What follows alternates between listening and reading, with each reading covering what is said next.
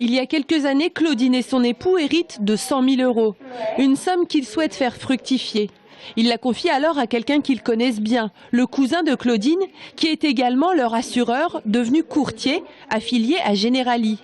Mais aujourd'hui, leurs 100 000 € ont tout simplement disparu. Nous, on n'a jamais eu de problème avec lui. Quand on avait besoin d'argent, on lui demandait, il nous en sortait. Et puis, on a eu besoin d'acheter une voiture dernièrement, donc tout naturellement, on s'est tourné vers lui. Et il était absent, on n'arrivait pas à le joindre. Donc, on a appelé Generali maison, la maison mère, et là, problème. Là, on nous dit, ben non, vous ne connaissez pas. Votre dossier ne nous dit rien, votre numéro ne correspond pas, etc. Et là, c'est le choc, quoi. Des histoires comme celle-ci, il en existe près de 80. 80 victimes des escroqueries d'un certain Roland Bernard, aujourd'hui introuvable. Son mode opératoire était basé sur le principe de la cavalerie. Les apports des nouveaux clients servaient à financer les intérêts des anciens. Son cabinet était basé à Néon-sur-Creuse, dans l'Indre. Parmi ses victimes, des proches, des amis et des membres de sa famille. Jean-Luc Payet, lui, estime sa perte d'argent à 40 000 € environ, suite à une souscription d'assurance vie.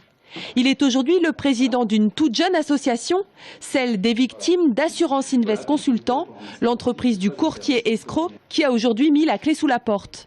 Il était vraiment professionnel dans son métier. C'est quelqu'un qui avait une bonne présentation, qui était très méticuleux, très organisé, qui laissait rien au hasard.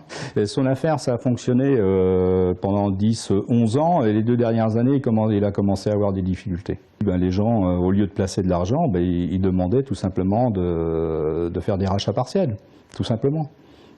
Donc à partir du moment où lui n'a plus de rentrée d'argent, il peut plus assurer son roulement.